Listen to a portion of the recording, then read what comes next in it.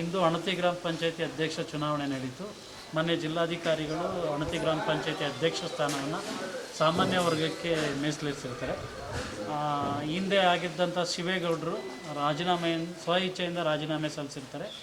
ಅವರ ರಾಜೀನಾಮೆಯಿಂದ ತೆರವಾಗಿದ್ದಂಥ ಸ್ಥಾನಕ್ಕೆ ಇವತ್ತು ಚುನಾವಣೆ ನಡೆಯಿತು.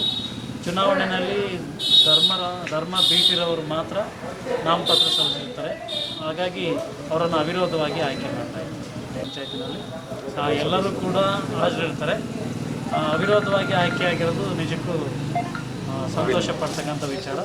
ಎಲ್ಲ ಗ್ರಾಮ ಪಂಚಾಯತಿಗಳಲ್ಲೂ ಸಹ ಇದೇ ರೀತಿ ಪಕ್ಷಾತೀತವಾಗಿ ಯಾವುದೇ ತಾರತಮ್ಯ ಮಾಡದೇ ಗ್ರಾಮ ಪಂಚಾಯತಿ ಒಂದು ಅತ್ಯುತ್ತಮ ಸ್ಥಾನಕ್ಕೆ ಹೋಗಲಿಕ್ಕೆ ಸಹಕಾರಿಯಾಗ್ತದೆ ಅಂತ ನಾನಾದರೂ ಭಾವಿಸ್ತೀನಿ.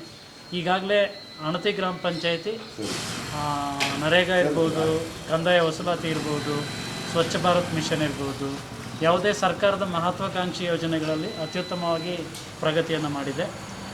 ಆ ಉದ್ದೇಶದಿಂದಲೇ ನಮ್ಮ ಗ್ರಾಮ ಪಂಚಾಯತ್ PDO ಸಂತೋಷ್ ನಾವಲಿಗೆರವರಿಗೆ ನಾವು ಅತ್ಯುತ್ತಮ PDO ಅಂತ ಸನ್ಮಾನ ಕೂಡ ಮಾಡಿದ್ದೀವಿ. ಗ್ರಾಮ ಪಂಚಾಯತಿ ಒಳ್ಳೆ ಕೆಲಸ ಮಾಡ್ತಾಯಿದೆ.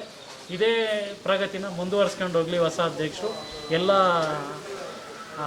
ಎಲ್ಲ ಗ್ರಾಮ ಪಂಚಾಯತಿಯ ಗೌರವಾನ್ವಿತ ಸದಸ್ಯರನ್ನು ವಿಶ್ವಾಸಕ್ಕೆ ತೆಗೆದುಕೊಂಡು ಸರ್ಕಾರದ ಮಹತ್ವಾಕಾಂಕ್ಷಿ ಯೋಜನೆಗಳನ್ನು ತುಂಬ ಪರಿಣಾಮಕಾರಿಯಾಗಿ ಅನುಷ್ಠಾನ ಮಾಡಲಿ ಅಂತ ನಾನು ಬಯಸ್ತೀನಿ. ಮತ್ತು ಈಗಾಗಲೇ ಅಣತಿ ಗ್ರಾಮ ಪಂಚಾಯತಿನಲ್ಲಿ ಸ್ವಚ್ಛ ಭಾರತ್ ಮಿಷನ್ ಅಡಿ SWM ಶೆಡ್ಡನ್ನು ನಿರ್ಮಾಣ ಮಾಡಲಾಗಿದೆ. ಆ SWM ಶೆಡ್ಡು ಮತ್ತು ಆಟೋ ಟಿಪ್ಪರ್ ಕೂಡ ಖರೀದಿ ಮಾಡಿದ್ದಾರೆ. ಈಗಿನ ಅಧ್ಯಕ್ಷರು ಮತ್ತು ಸದಸ್ಯರಲ್ಲಿ ನಾನು ರಿಕ್ವೆಸ್ಟ್ ಮಾಡ್ಕೊಳ್ಳೋದು ಏನಪ್ಪ ಅಂದರೆ, ಏನು ಆಟೋ ಟಿಪ್ಪರ್ ಇದೆ ಅದು ಎಲ್ಲ ಮನೆಗಳಿಗೆ ಹೋಗಬೇಕು. ವಾರದಲ್ಲಿ ಒಂದು ದಿನ ಒಂದು ಗ್ರಾಮಕ್ಕೆ ಹೋಗಬೇಕು. ಆ ಗ್ರಾಮದಲ್ಲಿ ಇರ್ತಕ್ಕಂಥ ಒಣ ಕಸವನ್ನು, ಹಸಿ ಕಸವನ್ನು ಯಾರು ರೈತರು ಕೊಡಲಿಕ್ಕಿಲ್ಲ, ಅವರ ಜಮೀನುಗಳಿಗೆ ಹಾಕ್ಕೊಳ್ತಾರೆ. ಏನು ಒಣ ಕಸ ಇದೆ ಆ ಒಣ ಕಸವನ್ನು ನಮ್ಮ ಆಟೋ ಟಿಪ್ಪರ್ಗೆ ಹಾಕಿ ಆ ಆಟೋ ಟಿಪ್ಪರ್ ಮುಖಾಂತರ ನಮ್ಮ ಏನು ಘನತ್ಯಾಜ್ಯ ವಿಲೇವಾರಿ ಘಟಕ ಇದೆ ಆ ಘಟಕಕ್ಕೆ ಬರಲಿ ಅಂತ ನಾನು ಬೇಡ್ಕೊಳ್ತಾ, ಅಲ್ಲಿ ವೈಜ್ಞಾನಿಕವಾಗಿ ವಿಲೆ ಮಾಡ್ತಕ್ಕಂಥ ಕೆಲಸವನ್ನು ಗ್ರಾಮ ಪಂಚಾಯತಿಯವ್ರು ಮಾಡಲಿ.